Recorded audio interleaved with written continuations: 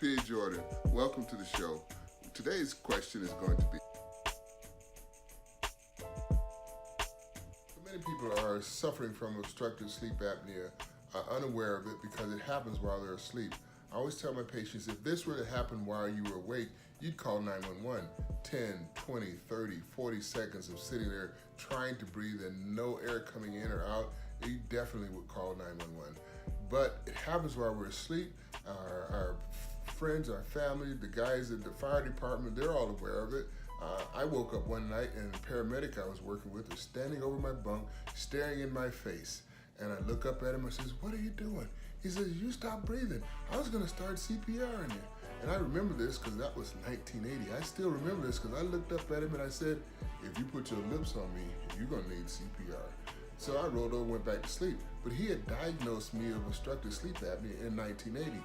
But in 1980, nobody knew what obstructive sleep apnea was. So it was another 17 years before I got diagnosed in a sleep lab. So those 17 years of my life could have been so much more effective if I had been well rested, if I had been able to think as clearly as possible, had my full energy, had my full emotional balance in my life. It's amazing what things I may have accomplished in that time. So how CPAP works?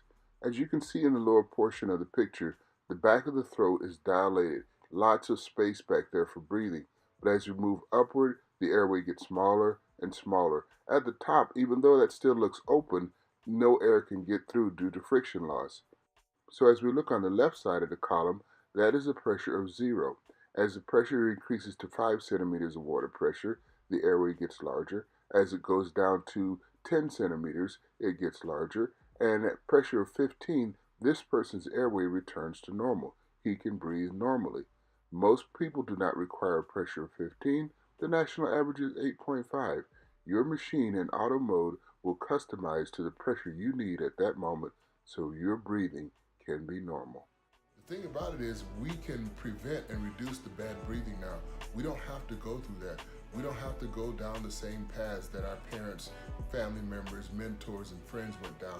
We can simply control this problem by putting on a mask and going to sleep at night. I would say if people could put on a mask and go to bed and cure cancer, the line would be out the door. That's because we know how deadly cancer is. But many of us, we don't know how bad our sleep apnea is. I've had husbands whose wives would record them while they're asleep, and they'd come back and they'd still deny it, even though they see the video of them laying there gasping to sleep. But it's because of the fear of the mask. Again, finding the right mask is the key. The key is this. I'll tell you a secret. If you cannot tolerate CPAP, there is something called BiPAP. BiPAP means 2 positive airway pressures. CPAP means continuous positive airway pressure. A pressure of 10 gives you a pressure of 10 breathing in, breathing out. Some of the newer machines will back down just a little bit during exhalation, but the typical CPAP machine gives you the same pressure in and out, and it feels a little different. But BiPAP actually backs off during exhalation. Now, the challenge is for when we're awake. Many people don't realize is that we often wake up during the night. If I get a patient in the sleep lab, I'll often find that they'll have many spontaneous arousals. When it comes to spontaneous arousals, many of us are just simply unaware of it. I can easily remember a sleep lab patient having 14.8 spontaneous arousals an hour while asleep, meaning he woke up 14.8 times every hour on average, and just nothing unusual was going on, so he quickly went back to sleep.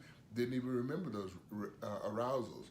Then you go in, you put that same patient on a CPAP, and their spontaneous arousals drop to, say, 5 an hour. And all of a sudden, when they wake up that 5 times an hour, there's a mask on their face. And they're saying the mask woke them up. The thing is, they're just simply not used to the mask. If you understand the importance of treating the sleep apnea and you continue to work with it, when you have your spontaneous arousal, it'll be normal for you. You'll go right back to sleep. And if you do truly wake up, you can always hit the ramp button, which drops the pressure back down and lets you go back to sleep, and it will adjust to whatever you need at that time. Do the self-care of investing in you. Do the work, do the time, do the research in order to take care of yourself. You are an amazing resource. Use the opportunities you have in order to make the best of your life, because you only get one. So like this dictionary, This video can help you understand your problems, but it cannot diagnose and treat your problems. See your provider and collaborate to create a customized medical plan just for you, then do the work of self-care and maintenance. See you next time.